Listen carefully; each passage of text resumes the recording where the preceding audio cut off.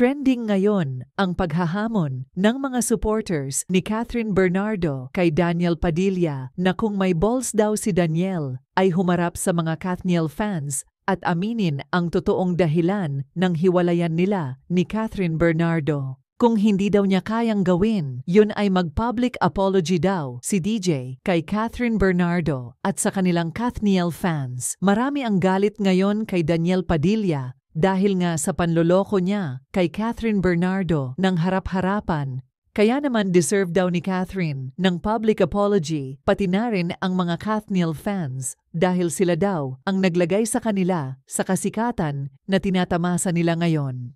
Kung matatandaan ay maraming umiyak, nalungkot at nagulat after the breakup announcement ng Kathniel. Pero right after malaman ng mga fans kung ano ang dahilan ng hiwalayan ay marami ang nagalit kay Daniel at hinahamon tuloy siya ng public apology dahil hindi daw maganda ang ginagawa ni Daniel kay Catherine. At lalo na hindi lamang daw ito isang beses niyang ginawa, kundi ginawa niya ito ng paulit-ulit habang si Catherine ay busy sa kanyang mga projects.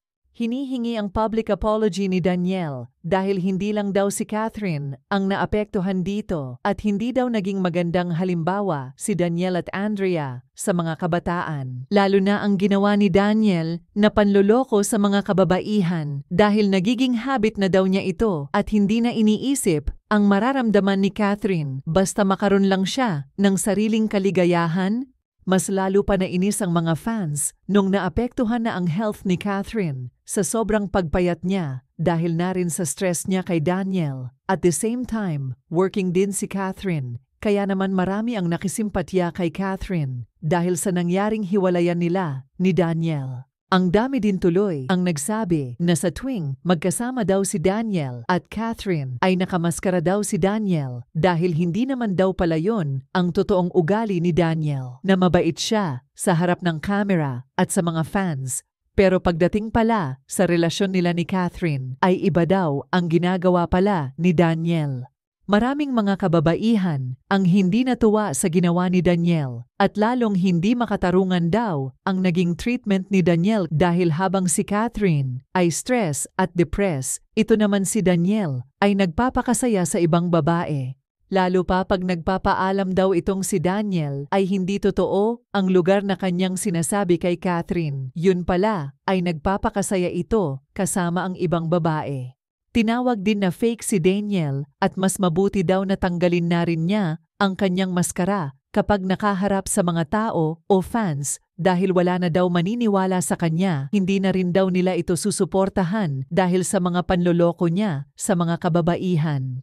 Sa video naman na kumalat kung paano niya pakitunguhan ang kanyang mga fans ay hindi rin daw yun nakakatuwang tignan. Kahit pa-close pa niya ang mga ito at ang baba daw ng tingin niya sa mga fans na naglagay sa kanya sa kasikatan.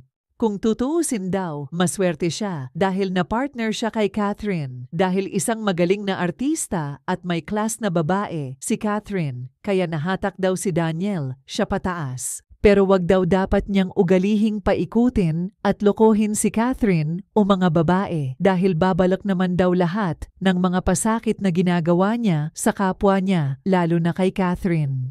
Sabi tuloy ng mga netizens ay sana magkaroon din si Daniel ng delikadesa at respeto sa mga babae. Dapat daw kung hindi na siya masaya sa relasyon nila ni Catherine, dapat ay nakipaghiwalay na lang noon pa si Daniel para magawa niya lahat ng gusto niya dahil nagmukhang ginamit lang talaga daw niya si Catherine para surikat siya. Dahil kung mahal niya talaga si Catherine, hindi niya hahayaan na masaktan si Catherine. Pero nakakalungkot lang daw na si Daniel mismo ang nangbuli kay Miss Catherine. Ano po ang masasabi niyo sa talakayang ito?